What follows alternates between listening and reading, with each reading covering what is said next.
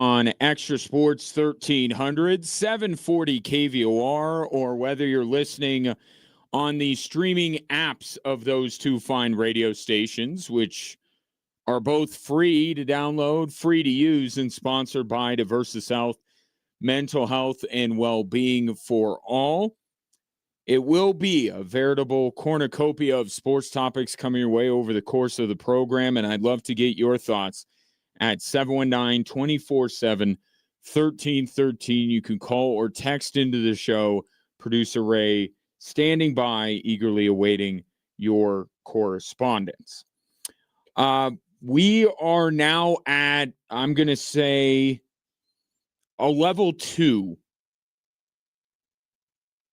DEFCON 2, if you like, just to understand what I'm talking about here, when it comes to Cale Makar's availability for this Western Conference final against Vegas. We're at a level 5.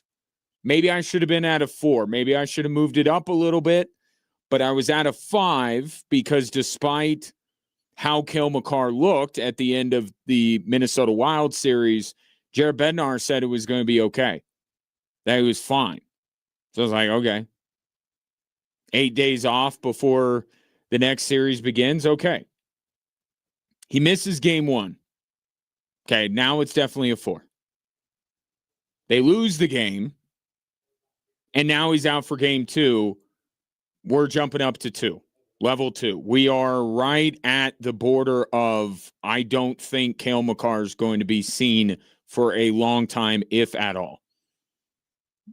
Like, I think you have to start thinking about that, because if the Avs won game 1 and Cale Makar's out tonight, I would say no reason to look anymore. Abundance of caution. You've already taken a 1-0 series lead. Clearly, you've figured out how to play without him. And even worst case scenario, you're 1-1 going back to Vegas. Not ideal, but not down 2-0. Well, tonight, if they lose, they're down 2-0. And I see more and more people trying to cope with that possibility on social media, talking about what happened in 2021 between these same two teams. Avs jumped out to a 2-0 lead. Vegas then won the next 4. Couple things with that. One, different teams. Lot the same, but different coach on Vegas, a lot of different players. So I don't know that you could take one and compare it to the other. And also, the Avs won the first 2 games of the series at home and then went to Vegas, lost the next 2, and then collapsed the rest of the way. This would be the reverse. This would be Vegas coming into Denver and getting 2 wins and then going back home. It's a different circumstance. Like, yes, it is theoretically possible that even falling behind 2-0 in the series, the Avs can win the series. But history is not kind to teams that go down 2-0 in a series, especially one that goes down 2-0 in a series at home. So there's some real stakes. It's not a must win for the Colorado Avalanche. It's a need to win. Really should win. Really like to have this one. So the fact that Cale Makar is not playing in a game such as this tells me that this injury is more severe than Jared Bednar has ever let on. And what we have to do moving forward, we got to stop taking Cale Makar is skating in the morning as a good sign. I'm done with that. And I saw a bunch more of it today. Ooh, Cale Makar's on the... It reminds me of Kevin Malone when...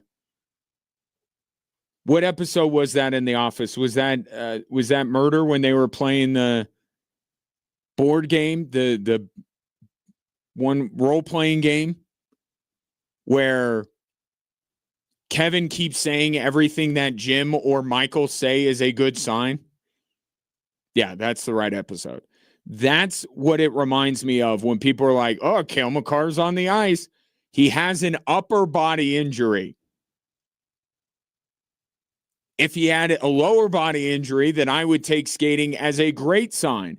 But they're giving him every opportunity. And I don't know that him skating is a true indication of whether he's good to go. We got to drop this that he's on the ice. That's a good sign. He's one of their most important players. They're going to run him through, as much of a normal morning as they can, hoping that they get him, but ultimately that's not the indicator on whether he's going to play. So just as a note going into game 3, if you are covering the Avs out in Vegas and you see Cale Makar on the ice, please do not, if you want to show us that he's on the ice, please do. Do not say that it's a good sign that he's on the ice. 2 games now, the morning of, he's been on the ice, people saying that's a good sign, and he doesn't play. So that's got to stop. Okay, the only 2 good signs from here on out with Cale Makar's health. Jared Bednar says in his morning press conference, Cale will play, and he's on the ice for the opening puck drop that night. That's it. That's where we are with Cale Makar right now. Can't take what Jared Bednar says seriously because I think he's trying to do some gamesmanship right now. And I think part of this, too, is this might be more severe than even Jared Bednar thought. Like, that's a possibility here, too. But he's progressing well. He looks good. He's on the ice. Like, that's been happening for the last 2 games of this series. And yet, where's Cale? Show me Cale. I don't see Cale. So there is no doubt that this is a more serious injury, a more severe injury than initially thought or that we were initially told. And that's why I say that with the stakes of tonight's game, that's why I say this is quite severe. I'm not closing the door on Cale Makar's availability for this entire series, and I told you at the beginning, game 3. Especially if they have to lose tonight. Game 3, if Cale Makar's not out there, that's a wrap. Not a wrap for this series, let me be clear, but a wrap for, like, him playing. Like, at what point is it better? And I guess some of it is just when he's good to go, he's good to go. But the bulk of the series, some of the most important games of this series are going to be played without Cale Makar.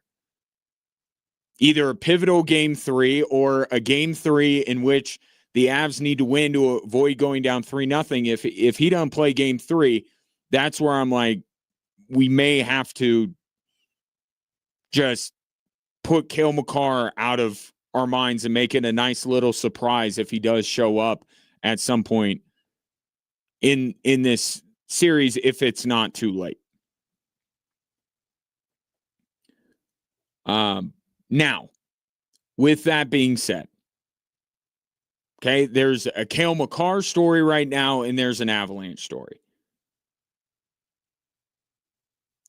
Cale Makar does not account for every single thing that went wrong in game 1 for the Colorado Avalanche.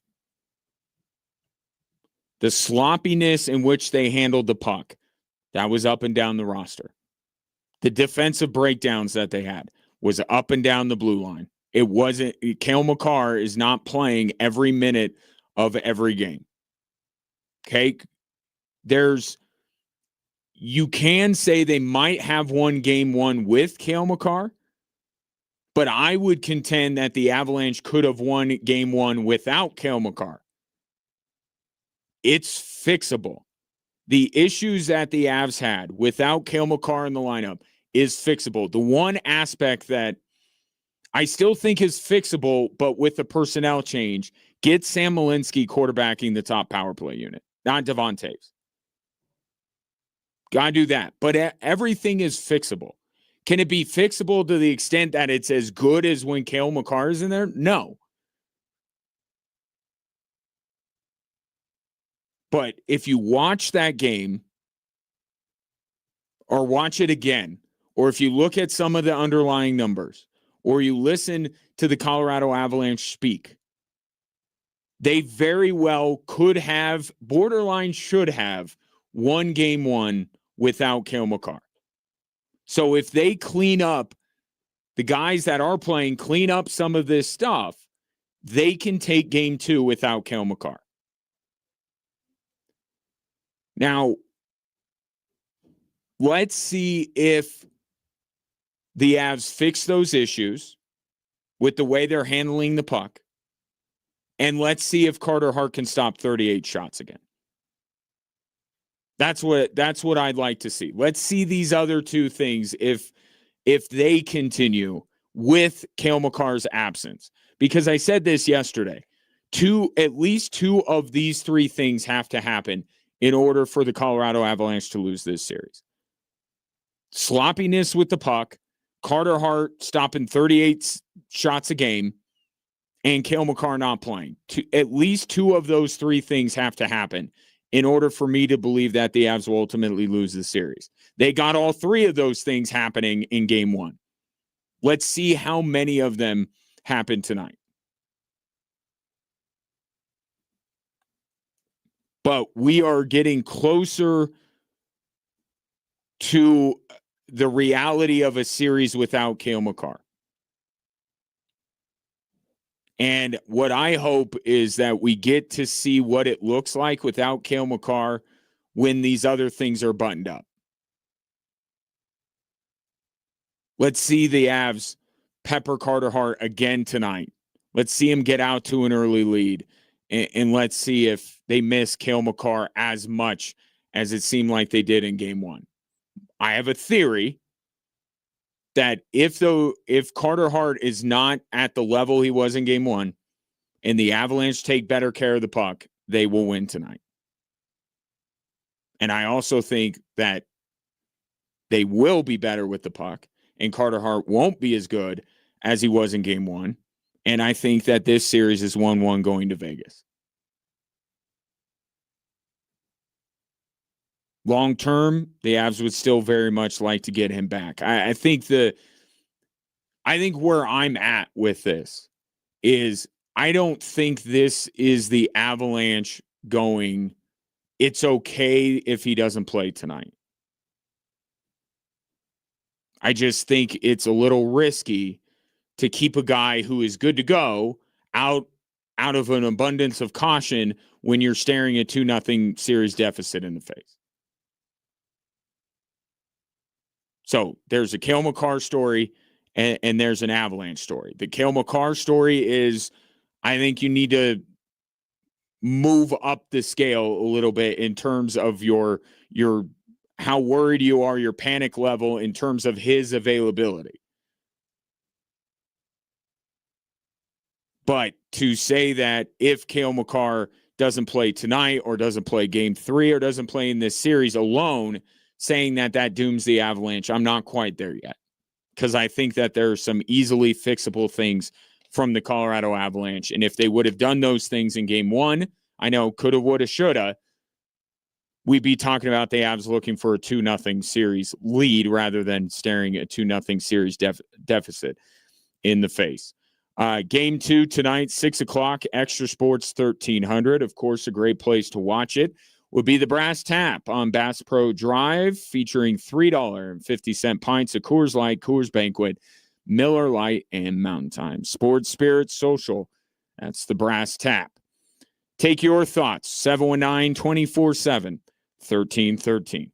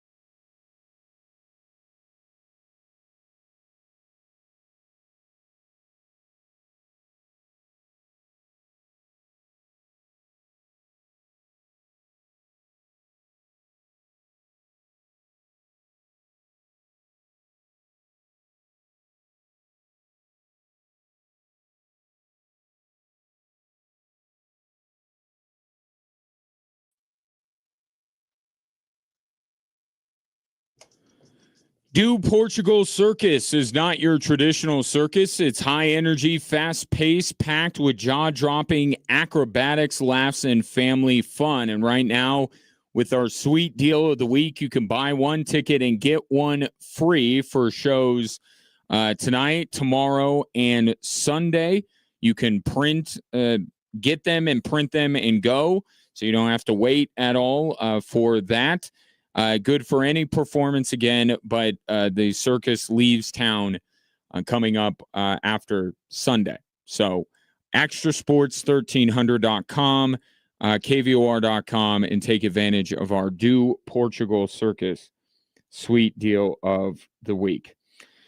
Shouts to those of you watching the show today on really any social media platform. Are we up on, Ray got us up on Twitch now, as he pumps his fist in the air victoriously.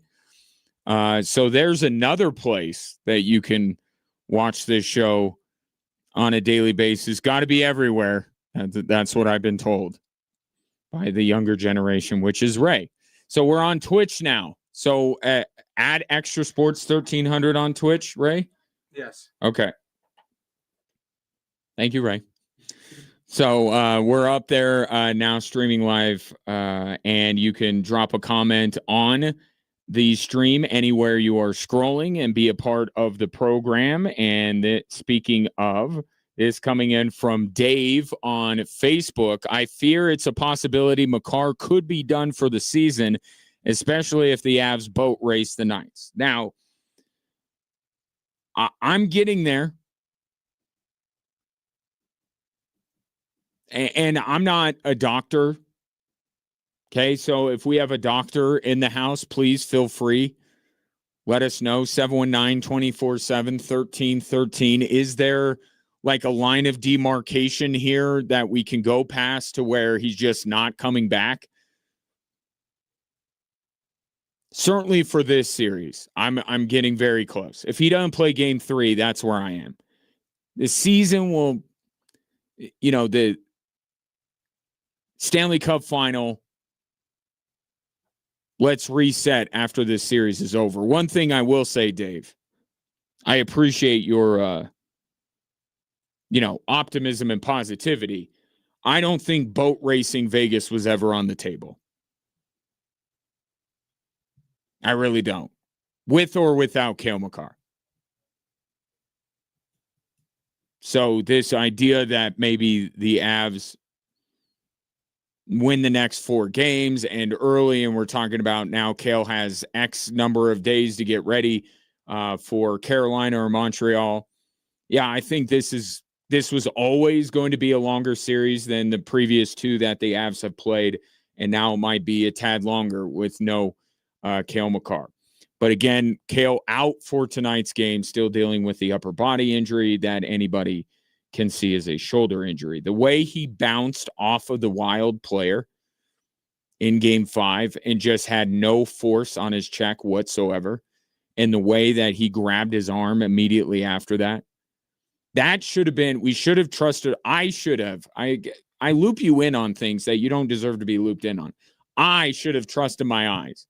And when Jared Bednar said he's fine, I should have went BS. He's not fine. Don't give me that. So, should have trusted the old peepers after that game, because certainly we're seeing that this is a severe shoulder injury, not one necessarily that he can't overcome, but right now, not looking great. Game 2 tonight at 6. I read something interesting from Mark Lazarus in The Athletic today, and I want to get your thoughts on it. And Mark's a terrific hockey writer. But he was putting forth the question that the Avalanche goaltending tandem can actually be a weakness rather than a strength. And it's not because it's a goalie tandem. That's not the reason. The reason is because Mackenzie Blackwood and Scott Wedgwood are in deeper waters than they've ever been in their careers.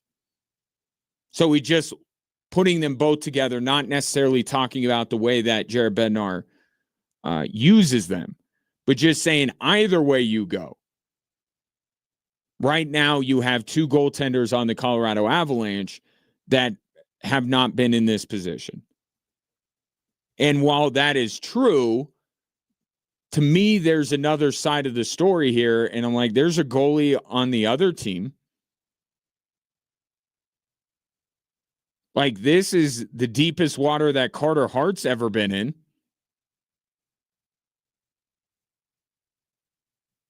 So why isn't the conversation kind of like the one I put out at the beginning of this series, of where goaltending could be the X factor in this series? And it certainly was one game in.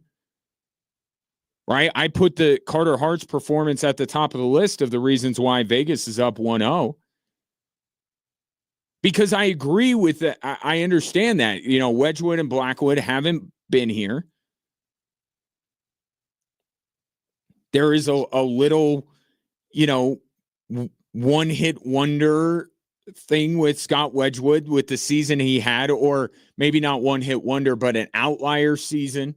And you always have to be a little bit suspicious of an outlier season like this one for Scott Wedgwood. So it's not so much that I want to push back against anything that is written in The Athletic. It's just, how can you not say that about the guy on the other side of the ice? I mean, Carter Hart a year or two ago is a bust. Like, he has not done anything to make you incredibly confident that he's able to lead Vegas to a Stanley Cup. But that's why I said at the beginning of this series, that's why it's an X factor. How these goalies perform on a stage they've never been on makes them X factors. And fair play to, you know, Carter Hart. It didn't look like the moment was too big for him in game one. But I actually don't think, I hate the 5-hole goal that Scott Wedgwood gave up, but that's like the only one. Right? The others were on the guys in front of him. Now, Scott Wedgwood did not bail out the Avalanche at all in game one. I think we could say that, but did he lose them the game? No. He was fine in goal. Not anything more than that. But that will continue to be a thing moving forward in this series. Is there a point that the moment is too big for either goaltender that Jared Bednar calls upon, or Carter Hart? I mean, the only goalie that you know for a fact can handle this stage is the guy backing up Carter Hart, and there's absolutely no reason at this point for John Tortorella to even give a thought of putting Adin Hill in goal. I think that day is coming. It may be tonight, where at least the question is in John Tortorella's head. Because as much as I think Carter Hart, with his talent, is capable of what he did in game one, I've seen enough of Carter Hart to think that there's a floor here, and it's relatively low. And I think the Avs, I think that's where it starts for me tonight. The Avs, even though they ended up testing Carter Hart 38 times in game one, or 40 times.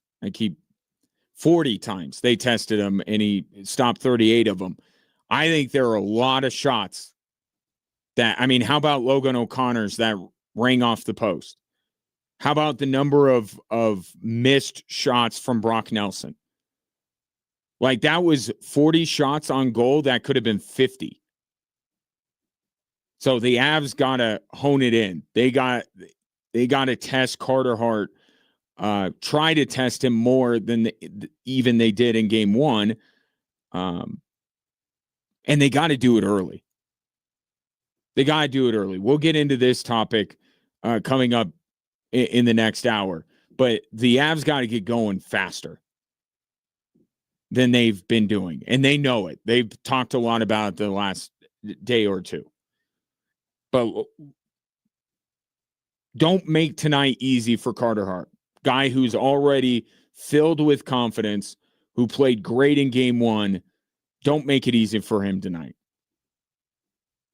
The mentality from the Colorado Avalanche, to me, has to be, let's see you do that again.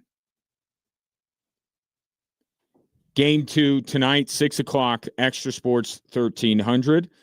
We'll take a break, and the World Cup coming up here in just a couple of weeks, and we all want to watch sports intelligently. How about, what if I told you could watch soccer like a genius? My next guest will help you do that. Coming up next on 740 KVOR and Extra Sports 1300.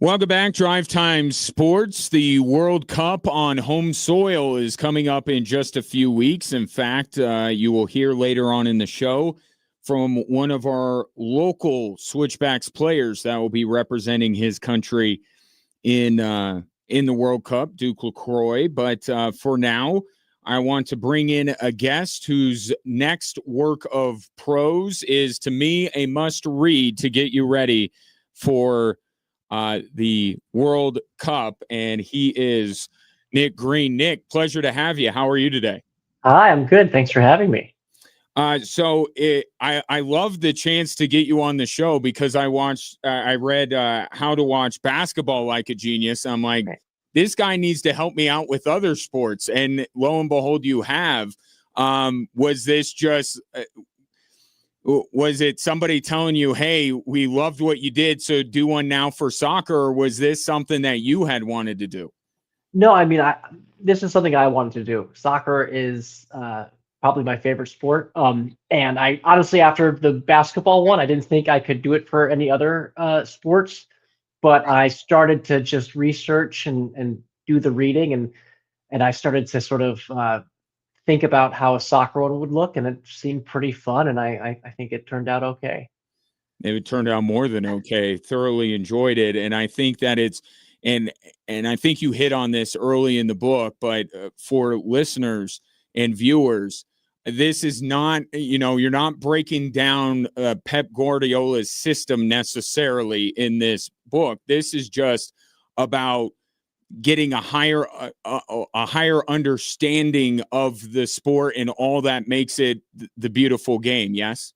Yeah, just historical context, present day context, the evolution of the game, and I bring in experts from other fields, who have seemingly unrelated experts, I should say, astrophysicists, stunt women, architects, people who watch the game, and I always have a hunch we all watch the game a little bit differently, and they gave me some insight to sort of broaden my perspective. And what I try to make is sort of an overview and a primer, but also a I don't know, an entertaining narrative of someone trying to learn the ins and outs of a game.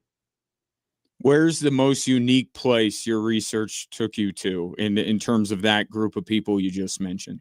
Oh gosh, yeah, there's so many. There's a paleoanthropologist, and this was a bit of luck. He's also a podiatrist. So Mm. this is a guy who knows a lot about feet, and not just how feet work, but how they evolved. And he gave me some fascinating insight into just the fact that our feet aren't meant to kick things. They're meant to run, to walk, to climb, but our feet did not evolve to kick.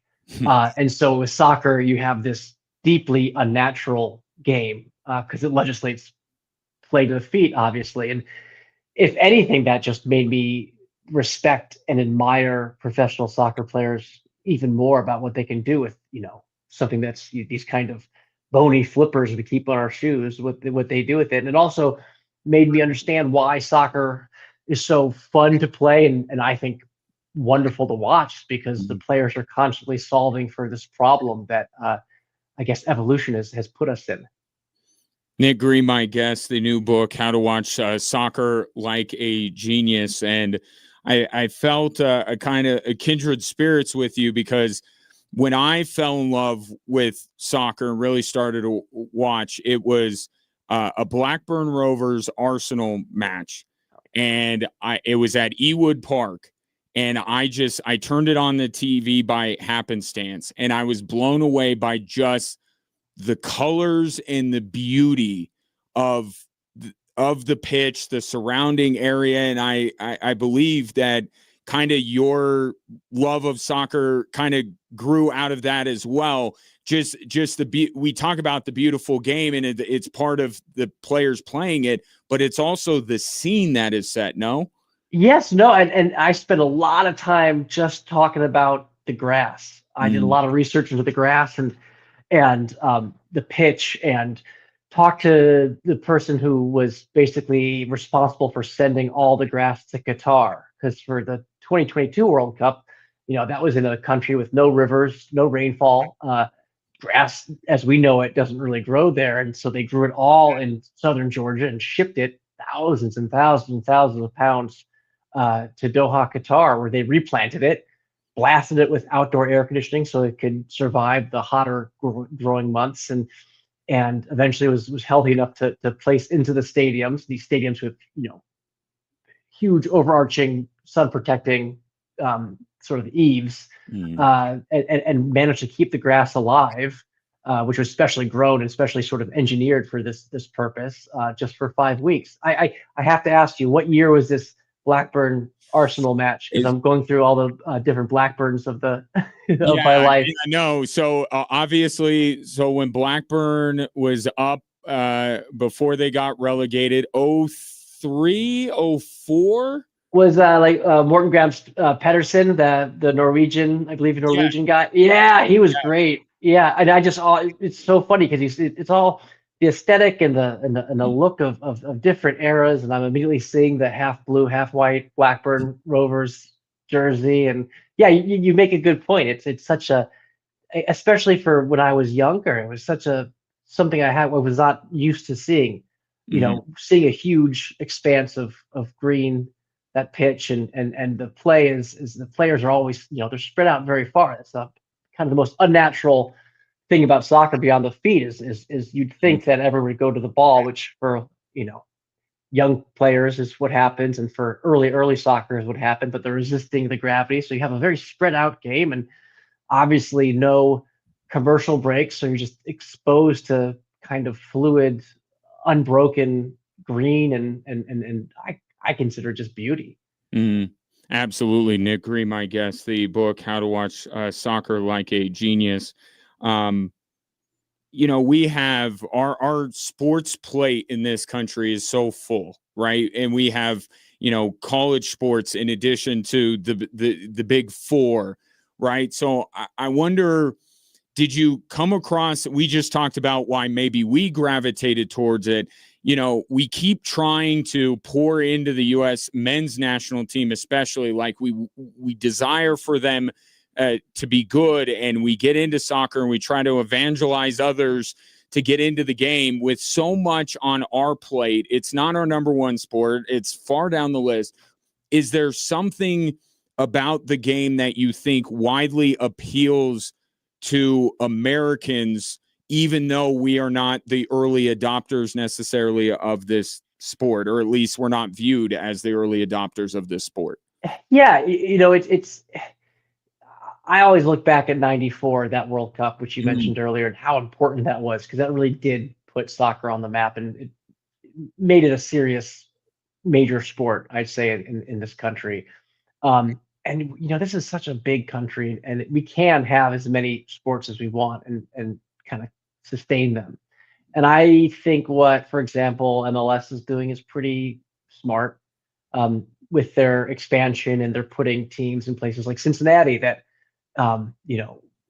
may not have a full plate of all the major sports, but you put a soccer team in there and they automatically are selling out their fantastic stadium, and all over the country. It seems like they're doing a smart job, but I think it's such a simple sport, and the barrier for entry, whether as a player or spectator, is on the ground. You can moonwalk over that bar.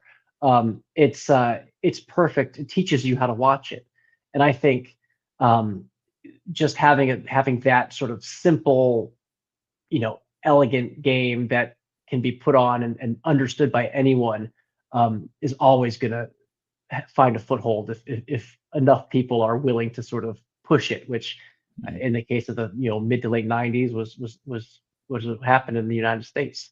Nick Green, my guest. So how are you feeling? There's not it seems like anything in our world these days, a lot of negative surrounding this World Cup. But what are your thoughts? How do you think this is all going to go off here in a few weeks here in North America?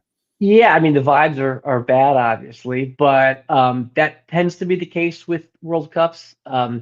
If you remember back, the Qatar World Cup, the Russia World Cup, the Brazil World Cup, in the lead up, it's always news about how things are, not shaping up as they had hoped, or it's behind schedule. With us, we have different issues, I think, going on. The ticket prices is a huge one, and that's purely FIFA's fault. And I think it's borderline criminal what they're doing. But having said all that, once the games start playing, once the ball is kicked, things tend to focus on that specifically, and all it takes is a few good early matches, some compelling sort of play, and you start to forget about what's going on. But if the games are going to have, if there's going to be visible empty seats in these stadiums, and again, this is a World Cup that's bigger than any other World Cup. It's 48 teams, the most there's ever been. There's going to be over 100 games. It's already being spread thin. I think the images of empty seats in these stadiums will be tough. But again, we'll have to see. Usually, this is the case that people are down on World Cups until they actually happen. How about our club? How about our team? How about the Stars and Stripes? How you feeling? I have it's tough.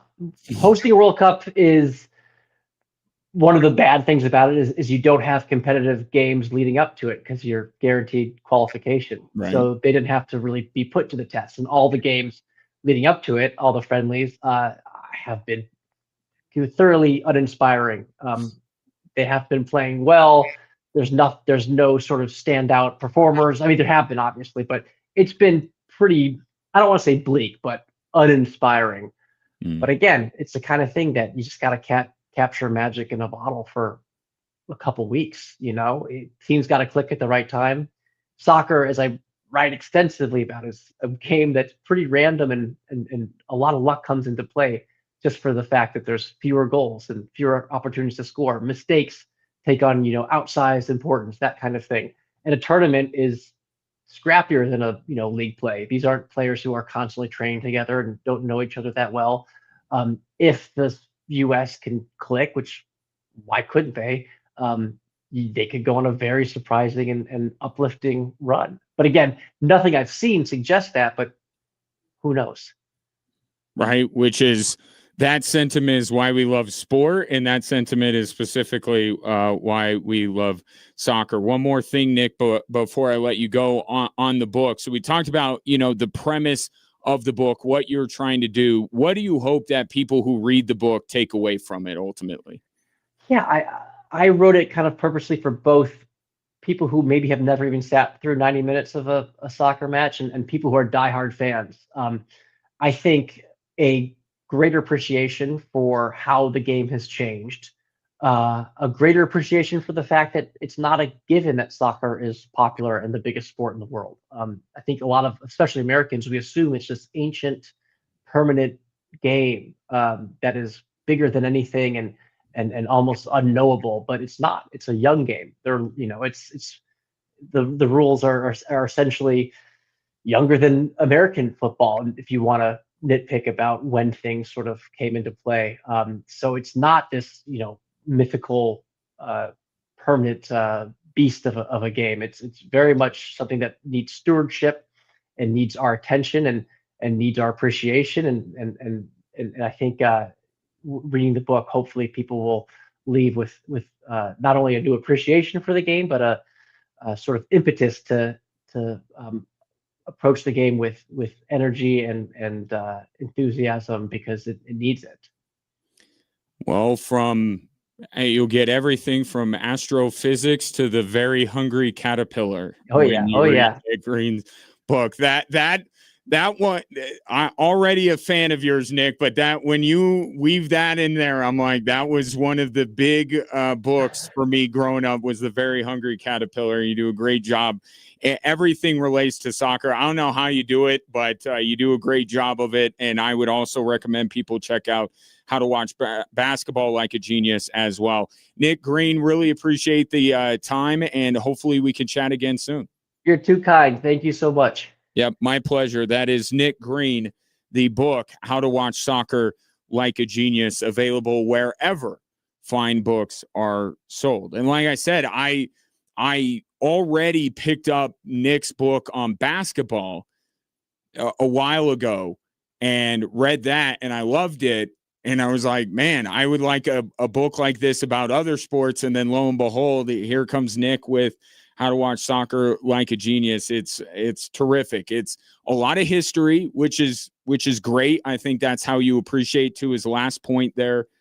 One of his last points there about, understanding that this is a relatively young sport still, and getting the full grasp of that, because Nick does a great job of telling the history of the sport. But and it's right away. I mean, no spoilers or anything like that, but it's pretty early in the book when he talks about the grass that was flown to Qatar, and just the whole story is wild. But just to clarify, our Georgia, not Georgia in Europe, our Georgia was exporting grass to Qatar.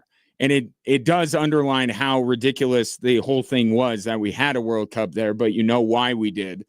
But it's a fascinating book. It's a lot of fun, and it is a really good primer to get you ready for the World Cup, which is coming up in just a couple of weeks. You'll hear from, again, Duke LaCroix, who will be representing Haiti in the World Cup, from Switchbacks FC, coming up in the next hour as well. It was, now that I'm thinking about it, I think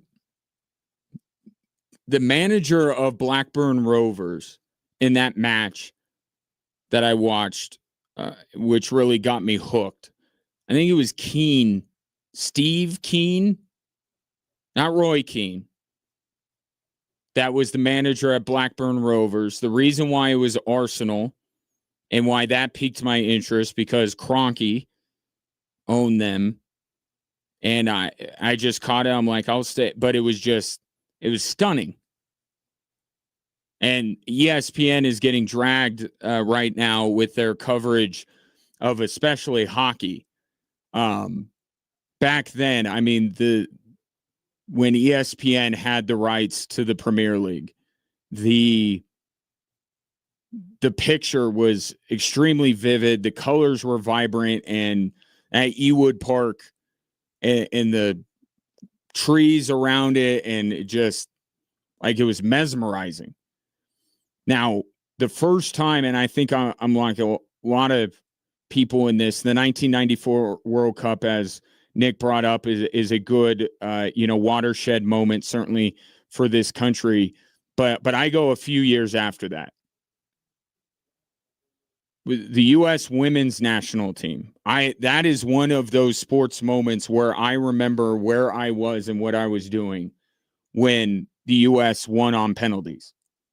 And, of course, the indelible image of Brandi Chastain celebrating after that, one of the most iconic American sports photos ever. But that was where I was like, soccer.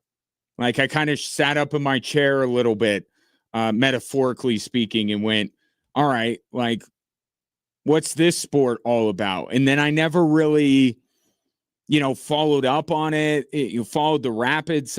I think I went to a match or two, but wasn't in it. And then in college, by pure happenstance, because probably I was pulling an all-nighter, I flip on a random Saturday, Blackburn Rovers and Arsenal, and I was like, I don't know, mesmerized. Maybe it was my half asleep brain, and that was it from there on out. But pick up the book, How to Watch Soccer Like a Genius. You'll be glad that you did. Of course, the big sporting event of the evening, this evening, Avs, Vegas, Game 2. Avs trying to avoid going down 2-0. That game drops the puck just after 6 on Extra Sports 1300.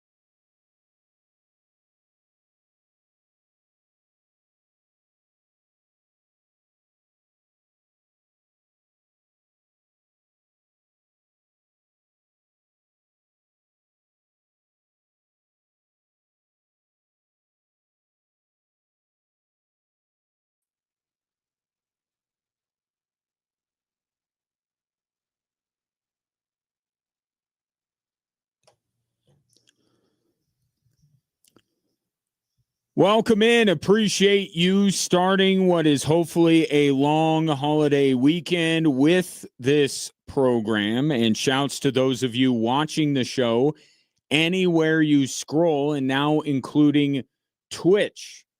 So I guess before I was lying to you. Although, do you scroll on Twitch? Discuss amongst yourselves. But we've added a Twitch channel at Extra Sports 1300 for just another way that you can catch the program. And just like all the other social media platforms, you drop a comment on Twitch or on any of these, we will get to it because this is an interactive experience that you don't always get in the sports media landscape. Of course, if you're listening to the show, just as appreciative, but you need to communicate probably a different way. God, you covered with that. 719-247-1313. You could call or text into the show. Game 2 tonight between the Avs and Vegas. The big news, Cale Makar not playing again tonight for the Avs. I think that means this is a more serious injury than either we thought or, to be fair, that Jared Bednar led us to believe. And maybe it's more severe than even he thought it was going to be. But I think he said he's fine. It's fine. He'll be like, it was like nothing after the Minnesota game. And now here we are, 2 games in the Western Conference Final, and Cale Makar isn't playing. Now, the Avs can still win tonight without him, because the Avs, in a lot of ways, should have won without him in game 1. And the Avalanche have taken a very distinct tone over the last couple of days. It's defiant in the face of, the Avalanche are in trouble because Cale Makar's out, because Vegas took game 1. There's been a lot of pushback from the Colorado Avalanche and saying, no, like the final result was what it was, but watch the game closely and you'll see why we're not in trouble in the least bit. Here's Nazem Kadri speaking to that point. We understand the things we got to do. I think offensively, I think we dominated the game, and defensively, I think we got to tighten up some things, which we will. And they did. They did dominate the game offensively. They put 40 shots on goal alone. You have another, dozen blocks by Vegas. You count a post from Logan O'Connor and a few missed shots wide of the net. The Avs were able to get around and through the Vegas defense. Now, it got tougher when they fell behind 3-0 because Vegas kind of packed it in a little bit and forced everything out wide, which is absolutely what they should do. But the underlying numbers and just the eyeball test will tell you that other than a few of the sloppy mistakes with the puck, that the Avalanche were the better team, even without Cale Makar. But that also is why Carter Hart and his performance was as noteworthy and praiseworthy as it was. Like the Avalanche peppered him. And he stood up and he made a lot of big saves in that game. And Jared Bednar also talking about how overall, upon the film study, doesn't think that this team is far off. I was happy with what we produced. I thought their goalie played well. I think we got into the net front areas at times in that game for deflections, rebounds, that kind of thing enough. It's kind of more on the other side. I think we can create more if we execute a little bit better. And I think, there's a handful of plays in the game that where I felt like we gave them easy scoring chances. Some of them off odd man rushes, some of them off turnovers, some of them off mixed execution. I didn't think we made them earn their chances that were the difference makers in the game. And it reminds me a little bit, I know it seems like an easy comparison because it's one playoff loss and another, but it reminds me of Minnesota. Even when Minnesota won Game 3, you look at the goals that were scored, and not a single one of them was 5-on-5. Not a single one of them was straight up Avs versus Wild, 5 skaters, one goalie on each team, and Minnesota just broke down and beat the Colorado Avalanche. With Vegas, it wasn't so much special teams or different situations where maybe there's less or more than 5 skaters on each side of the ice. With this, it's the mistakes that the Avalanche made put Vegas in the positions to score the goals. And you give Vegas credit for that, and you say that can't continue to happen because Vegas is a good enough team to make you pay for your mistakes. But they capitalize on mistakes. They didn't necessarily break down the Avalanche defensively and score goals. They were kind of given a head start to scoring some of those goals the other night. So it's why I keep saying it's fixable. Everything that happened in Game 1 is fixable for the Colorado Avalanche. It wasn't a talent discrepancy between the two teams. It was an execution discrepancy. And even with that, to Nazem Kadri's point, the game, the ice was very much tilted in Colorado's favor for much of the night. One key tonight, though, getting back to an earlier point about Carter Hart and also the Knights' ability to kind of pack it in defensively. The Avalanche can't let that happen tonight. With everything that's going on, scoring first, I think, is going to be vitally important. And it's something, as Devon Taves points out, that we talk about the Avs as this kind of front-running team or this team that is led wire to wire and they've been ahead of everybody. And Devon Taves is like, that's more in the macro. Look at the micro game to game. They haven't done a good enough job starting off on the proverbial front foot. If you look at standing-wise, but if you look at first periods, we haven't done a great job of getting out to leads early. So we're learning to play from behind, and we got to start to try to take the lead a little bit more in these games. Put our foot down and put pressure on teams to try to attack us instead of us to attack them. And the coincidence of the last 2 Avs games starting off with the Avs trailing by 3 goals. It right there, you could kind of see, right? You got away with it to a degree against Minnesota. You were able to fight back and win that game.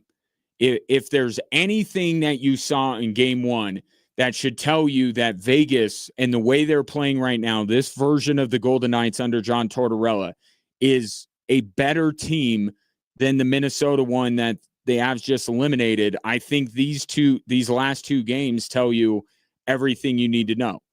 Avs fall behind Minnesota 3-0. They're still able to find a way back and win. They fall down to Vegas 3-0 and they don't. I think it's as simple as that. But within that, it was possible to come back. Like, you don't see the Avs being so far behind Vegas. They're right there. This is a close series. And I expect the Avs to get out on the front foot. Hopefully they're rewarded with a goal early on. And then I think that completely changes everything. You know, how does an early goal and an early Avs lead affect Carter Hart? How the Avs leading for most of the game affect what the Golden Knights want to do defensively? They're not going to be able to stay in their shell and pack it in against the Colorado Avalanche if they're trailing late in a game. And that's what Devon Taves is talking about, making Vegas chase them. Because I think that's where the Avs thrive, right? You bring a team out of their shell, out of their structure, because they're trying to respond. They're trying to rally from a deficit. And the Avs can be just as opportunistic as Vegas was in game one. And that's how they get their odd man rushes. Is a team getting out of their structure or maybe pressing a little bit. Avs do a good job and have done a good job throughout not only the season but the playoffs in pouncing on those opportunities. So I think an early lead tonight, not imperative, doesn't mean, I would say if the Avs fall down 3-0 again, then that's a problem and they're not going to win. Can't keep doing that. I don't think it's necessary that the Avs get out to an early lead. I think they could still win the game if they concede the first goal. But they got to try everything they can in order to get the early lead. They got to come out with a lot of intent. They got to come out executing better to start this game. And they got to pressure Carter Hart. They got to get into his area, put bodies out in front, screen him, make his job even more difficult than it was in game one. And I think if the Avs can get out to an early lead,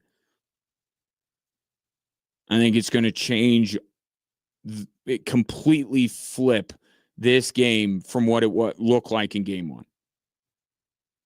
But the Avs have not done the best job of doing that. No time like the present to get that done. And where would a team look to be able to draw inspiration or model themselves after a certain group of teammates when it comes to bossing the play, getting into the dirty areas, screening out goalies? You know what it is. It's the fourth line. Here's Jared Bednar talking about Logan O'Connor back together with Jack Drury and Parker Kelly. It's his skating, it's his relentlessness, his physicality, all those kind of habits that he's developed in his game. I mean, he's quick, he's strong, he's tenacious. I think that's who he is. That's how he plays, and he's going to create chances off his hard work. And then you kind of take the next step and you look at the detail which him and his line play with, and the connectivity of the group of three of those guys. They all have the same kind of attitude and mentality, and they know what their line is, and they go out and do the best job they can within the confines of their game. They're the good kids, the fourth line. They're the well-behaved ones. Every game, rare is the game where Jared Bednar is talking about how his fourth line did not do what they were asked to do. They always serve as an inspiration to the rest of the team to be, and that word connected is very important. And Jared Bednar has used it quite a bit over the last couple of days, that he didn't feel like his top two lines were connected.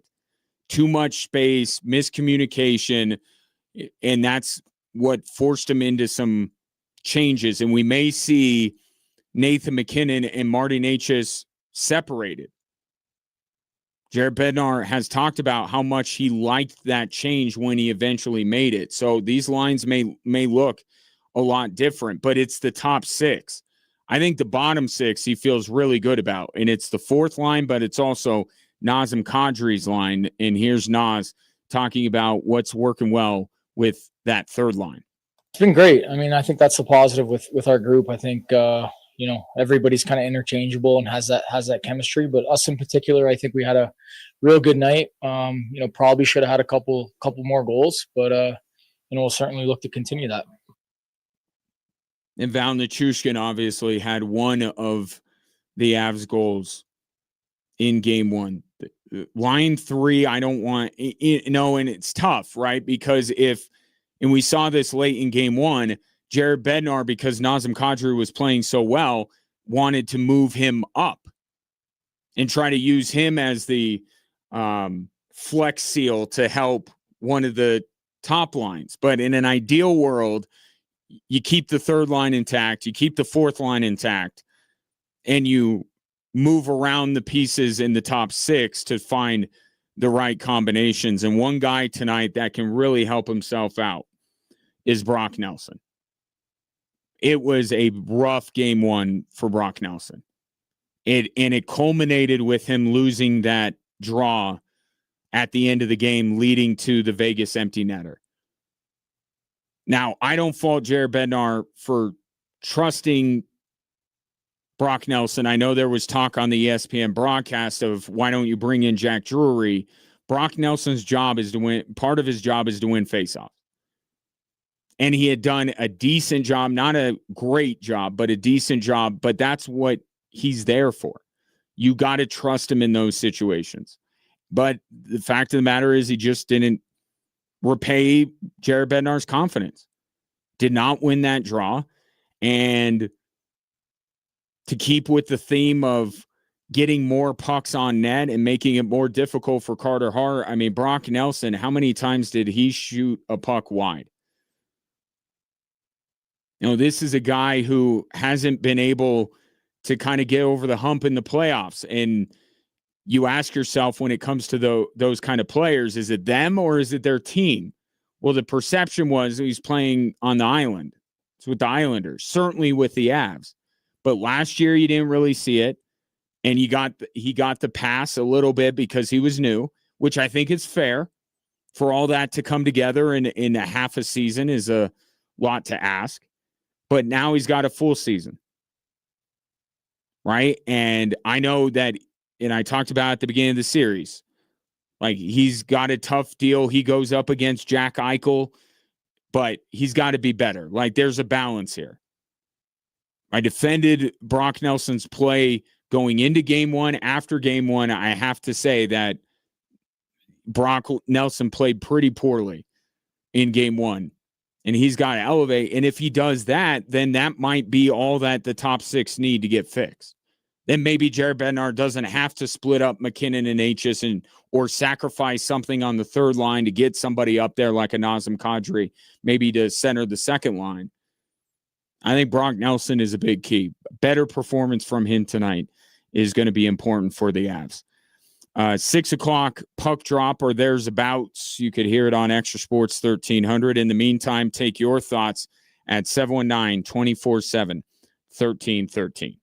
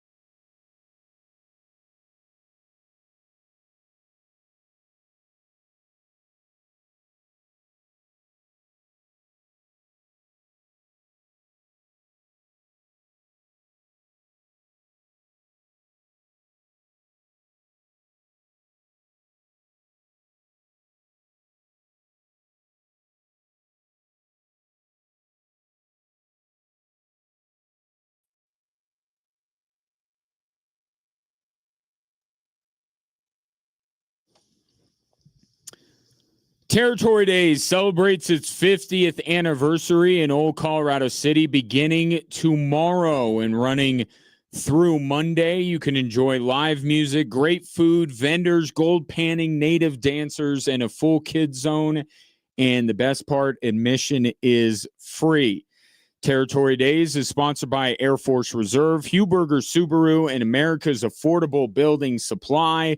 Celebrate the 50th anniversary of Territory Days this weekend in Old Colorado City. Ray and I will be out there on Sunday, not at the same time because it is in both of our contracts that we don't have to be in the same place at the same time other than this show. And if you're wondering, yes, it was Ray's idea, not mine. I just had to answer in kind. I'm not going to let him have that provision in his contract and me not have it in mine. Speaking of Ray, he has the text line pulled up here, talking Avs and Knights game 2 tonight. What's on the mind of the public? From Albert, a Stanley Cup winning caliber team does not pin their hopes on an opponent not playing as well as before. If the Avs are going to win tonight, they need to not turn over the puck, get early momentum, and have a better play in their own net, or at least outplay Carter Hart. I agree on every single front, and the one thing that I have not referred to that you did, I have not said anything about the level that Vegas is playing at. This is about the Avalanche playing better. They got to play better. I actually don't, if we want to get into it here, I actually think that Vegas could very much say they need to play better. And we could get a better version of the Golden Knights tonight. Yeah, this is not about the Avalanche outplaying a Vegas team that's, not playing well. It's just the internal stuff after game 1 is what has to be fixed. Fix yourselves and then worry about what challenges Vegas presents in that scenario. I don't think the Avs did enough, even though they very well could have won the game. I don't think they did enough internally to deserve to win that hockey game. So get that level up. Play in a way that as we watch, we say they deserve to win this game. And then if Vegas still beats them, then we discuss who were the players, what were the situations that the Avs were bested in. But it's all out there. Albert laid out perfectly what I've been talking about for the last hour and a half. Got to start fast. Ideally, you get a goal on the board early. You need to put more of the shots that you were missing in game 1 on goal, and you got to make Vegas chase you. Easiest way to do is get up on the scoreboard, but even if you come out and take it to them early, tilt the ice in your direction early on, that still works the same way here. And if you take care of the puck, then let's see if Vegas can break you down 5-on-5. But I think, and I heard John Tortorella talking about this. I don't think he was overly thrilled with the way that his team played. He was thrilled with the result. He loved Carter Hart's game. But it goes to my point that the number one reason why the Avalanche lost game 1 was Carter Hart. We have a phrase for that. It's called getting goalied. We have a phrase for that has become famous on this show, which is you got Ottingered. Back when Jake Ottinger was not this Jake Ottinger, when he was the backup in Dallas, and he always seemed to get the better of the Avs. That did continue on, by the way, once Jake Ottinger became the full-time starter in Dallas. But they got goalied a little bit, but they got goalied by a guy who's capable of goalying them. what I am questioning with Carter Hart is the consistency. Okay, do that again tonight. And then do that again in game 3 and game 4 and game 5. I don't think he can sustain that level of play every time out. In fact, I know he can't. But you know who knows that as well as I do? Vegas. They know that too. They got to help him out a little bit more than they did in game 1. Maybe Carter Hart's got one more performance like game 1 in him, but he doesn't have 6 more. So I think both of these teams go into tonight saying we're capable of more. And it'll be fascinating to see if both play better and give you more, how that whole thing turns out. 719-24-7, 1313. Take your thoughts and predictions for game 2 tonight. I started the show with this, and I will bring it up again here. I think the Avs win tonight. I think the Avs fix those internal issues. I think they do a lot of the things that Albert mentioned, and I think we're going to Vegas 1-1. Now, in the words of Kobe Bryant, job's not finished, right? You still look at the 2 games and you say that Vegas did better than the Avs did. But I think it will calm everything down a little bit around here if the Avs get it done tonight. Still not ideal to be going to Vegas tied at 1 game apiece, but it is certainly better than the alternative of being down 2-0. And I think if the Avs win tonight, it will be because they cleaned up the stuff on their end that needed to be cleaned up, and or Carter Hart could not sustain the level of play he had in game 1 into game 2. 6 o'clock tonight, Extra Sports 1300. We'll have more after this.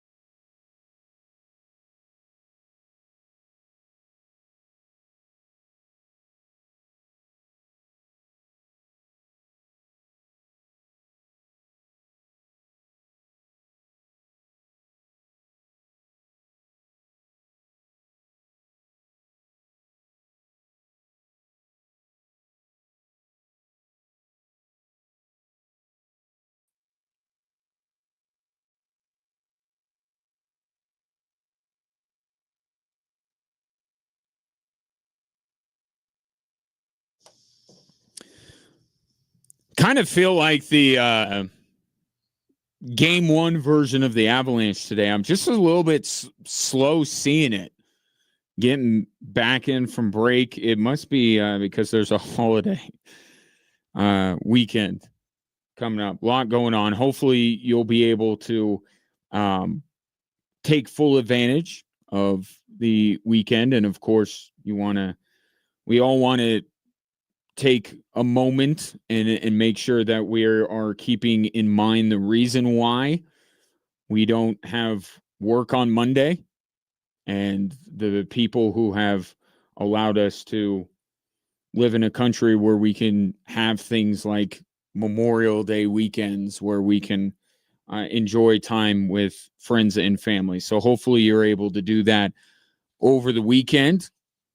And yeah, I'll be here on Monday, just since game 3 of the Avs in Vegas Golden Knights is on Sunday, but I don't really have a job.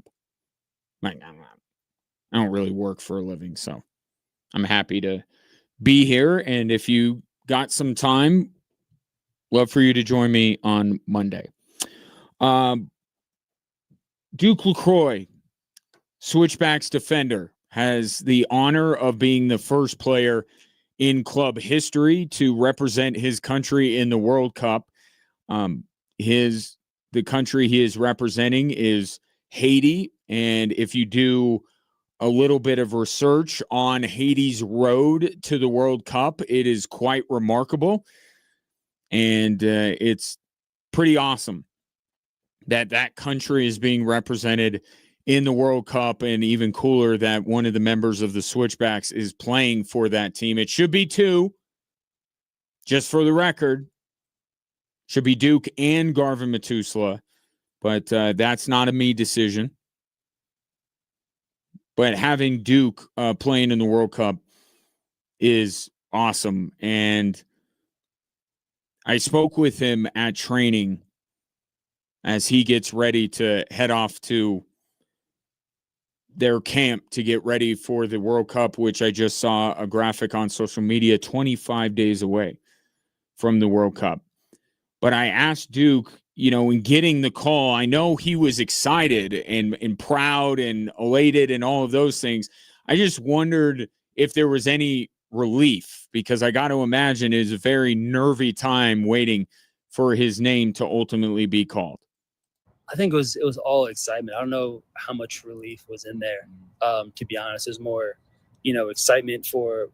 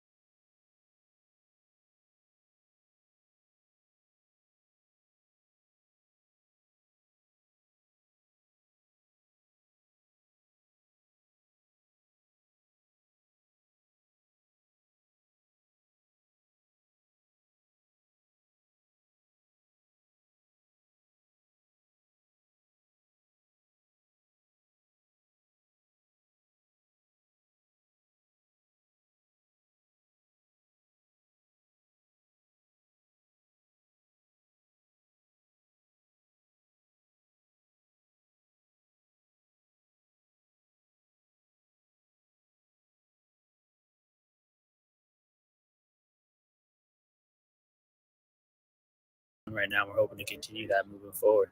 Well, we'll miss you over the next few weeks, but eager to get you back, and we'll be pulling for you in the World Cup. Thanks, Duke. Appreciate it. Thank you very much. Duke LaCroix, Switchbacks defender and member of the Haitian national team. Had a chance to catch up with him at training. Yeah, can you imagine? He helps Haiti qualify for their first World Cup in, what was it, 52 years? And the World Cup is mostly being played where he grew up. I mean, can't draw it up any better than that. So I know United States, that's where our priority is. Want to see them through, but got a different side rooting interest, and they're not in the same group. So you're okay there. I think Duke mentioned them, but Morocco, who has been I don't know, sleeping giant. They've been rising. Morocco is pretty good. Brazil, as Duke said, is Brazil, and then you have Scotland. So not an easy group for Haiti to get out of, but hopefully they do. That'd be awesome. Awesome to see. So best of luck to Duke. Meanwhile, the Switchbacks got to carry on with their business without Duke, and there was an important announcement yesterday that maybe you didn't see, or maybe you didn't know what it fully meant. And obviously I knew a little bit. It's getting better that I know things a little bit earlier than the general public. I'm working towards it. But the expansion of the scouting department for Switchbacks FC, which is going to be led by Zach Zandy, right? Played for longtime member of the Switchbacks, is now transitioned to be a member of their staff. He's going to head that up. And I was talking to Alan McCann about this a couple of weeks ago and what this means. Let's not forget that the goal here for the USL is to create a promotion and relegation model. Okay, and with that, there are going to be larger stakes for these teams to stay up in the league that they are and push for promotion. And it's going to look more like the European model, right? And in more ways than just promotion and relegation. It also brings the necessity to build your organization like a European club would. Switchbacks have long had a youth team, a developmental team, Switchbacks too. They've been doing that for a while. This is the next step, right? You got to be scouring for the best talent, and you got to be perpetually doing it, because you are going to have more, to use Brendan Burke, former Switchbacks coach, his favorite phrase, heavily resourced teams coming after your players. And we've already seen this, right? Speedy Williams left last year to go to Lexington. The most notable example, obviously, is Haji Berry after he won the Golden Boot. Michi Galina. Like, the Switchbacks, their players have become well-regarded and desired by other clubs. And we just saw one with Quincy Huerman, just went to Louisville. Like, we're seeing this. Well, if you're going to sustain success in a promotion and relegation model where any off year you have could mean you drop down, you can't have that happen. You can't have the bottom fall out. So you need to cast a wide net, and you got to make sure that you have a talent pipeline. So if your bigger players do get poached, that you can make a move to bring somebody in to help keep the ship afloat. And this speaks to it speaks to the commitment, I think, first and foremost, from the Widener Group, from the board of directors, in sustaining success in Colorado Springs into the future. And another piece of the scouting department is going to be the way they evaluate players. It's going to be more sophisticated. There's going to be, we have this debate between analytics and an eyeball test and all this kind of stuff. Well, the idea is you get all of the information and you filter it as you see fit. And this will allow the switchbacks to gather all the information and allow Alan McCann and Brad Estes and Zach Zandy to be able to sift through it all and decide what they value and get a better picture of the player that they're going to be getting and make sure it fits what they want to do. So it's not just the idea that you need to make sure that you're constantly replenishing the talent that you may lose and making sure that you have depth, but it's also about better evaluating the players that you bring in. So this is all encompassing. And again, it just speaks to the commitment from the organization to win now and win into the future. So this is you're not going to see it on the field on Saturday against Las Vegas, but it is a massive move for this organization to do this, and it will be paying dividends. We will hear about player X that they were able to find and evaluate through the expansion of their scouting department and the dividends it will pay. It's not immediate. It's not tomorrow, but it will benefit them for sure into the future. So that was a bigger announcement than maybe it came across as yesterday from these switchbacks. Now, speaking of tomorrow, they are going into Vegas to take on a team that is sitting near the bottom of the Western Conference. And I talked to Alan McCann about this at training because the win against New Mexico reminded me of the win against Sporting Kansas City, just in terms of the totality in which the Switchbacks beat Sporting Kansas City. They beat them in every facet of the game. And what we got right after Sporting Kansas City was an equally dominating performance against Monterey Bay. And I suspect that the performance against New Mexico is going to beget another similar performance tomorrow night in Vegas. And I can say that Alan McCann is in agreement with me on that. You'll hear from Alan leading up to tomorrow night's match on our pre-match show at 8:00 tomorrow night. But also, and I know it's May 22nd, they play until October. It is early in the season. I will still contend that the Switchbacks need to be moving up the standings. All this unbeaten run in their 50 days unbeaten, right? They're on a tremendous run. But you look, the New Mexico match, USL Cup. The Phoenix win, USL Cup. Sporting Kansas City, Open Cup. They're doing a great job of winning and getting results across all competitions, but there is still one that's paramount and it's most important, and it's the USL Championship. Trying to get back the trophy they just won a couple years ago. That's the most important one. And right now, all of these results, especially the wins they're getting, are in these other competitions, which is great, which is a goal. But you look at the USL Championship standings, and despite the Switchbacks being unbeaten for 50 days, they're not gaining any ground. Tomorrow night is a perfect time for them to go in and get 3 road points. So we'll see if they can do it. You could join me for that one. Pre-game coverage will begin at 8, kickoff at 8:30 on Extra Sports 1300. And then tonight, of course, Avs, Vegas, just after 6 o'clock on Extra Sports 1300.